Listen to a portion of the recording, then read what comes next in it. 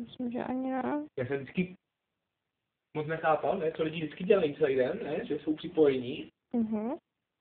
A teďka bych jako letěl bez internetu asi. Já taky ne, jako pár dnů bez něho vydržím. Jo, tak to vůbec třeba, když na horách, kde na mě nenapadlo, že by šel na internet, ale jako takhle, když jsem doma, ne, tak víš, když něčeho píchnou, tak to je furt něco. Tam akcie, ne, to se furt mění, jak se obchoduje, ne, furt nový zprávy a tak. Tak se většinou díváme na školu a pak auto na CZ, pořád tak jedu, ne, co jsou novinky. Na Seznamu přečtu bulvár a co kde píše. A... Jo, nebylo číst noviny přes internet. Ne, bulvár. A teďka, jak jsem na autobusem zpátky, dobrý netočí. No. Tak jsem si to četl šíp, no ne, Kdy to vzal?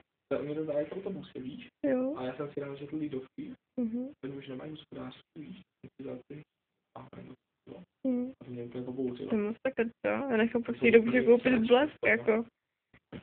To je ještě blesk oproti tomu zlatý úplně. Já to i tak nechápu, jo. Jsi udělal rozhovor s mnou? Cože? Já jsem udělal rozhovor? To je super.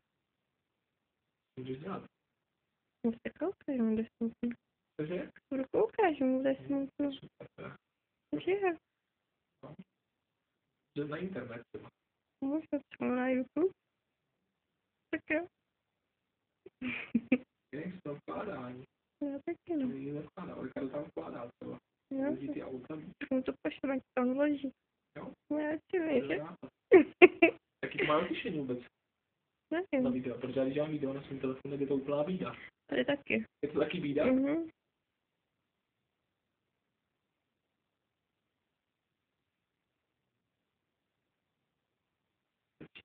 Nevím. No? Jsou 2 minuty. Dlouho, že? Tak on to zlepší. Jak? Co? Jak? Ty si pořád to číst?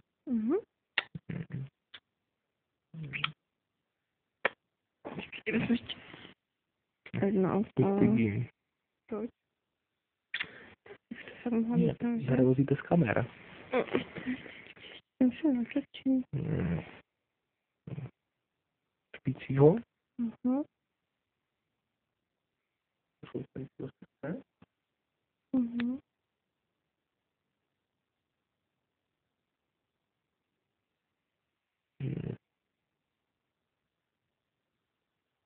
No to ještě postihnu.